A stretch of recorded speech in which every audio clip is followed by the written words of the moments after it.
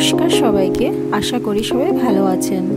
আজকে একটা চাটনি বানানো দেখাবো, সেটা চিনি ছাড়াই হবে।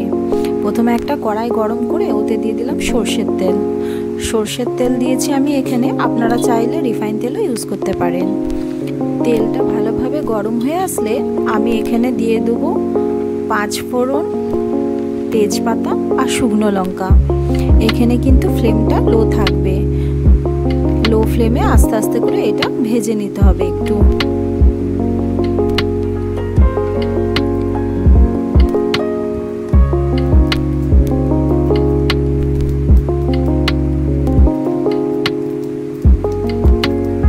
তারপরে দিয়ে দেবো গুড়। এখানে আমি চিনির জায়গায় গুড় ব্যবহার করছি, খেতে কিন্তু টেস্টি হবে।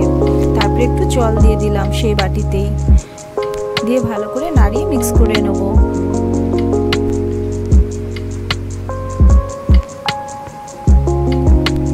তারপরে দিয়ে দেবো লবণ।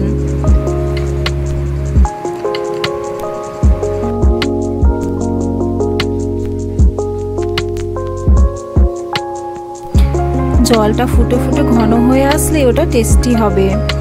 ওতে দিয়ে দেবো কুচানো কাজু, তারপরে কিশমিশ, তারপরে কেটে রাখা আপেল, দিয়ে দিলাম 1 চামচ ভিনিগার। সব কিছু দিয়ে তারপরে আমাদের ওটাকে আলতো হাতে নাড়িয়ে মিক্স করতে হবে। বেশি নাড়ালে কিন্তু আপেলগুলো ভেঙে যাবে, আর বেশি সেদ্ধও করা চলবে না। দেখুন আপেলগুলো যেভাবে কেটে দিয়েছিলাম ওইভাবে গোটা গোটাই আছে।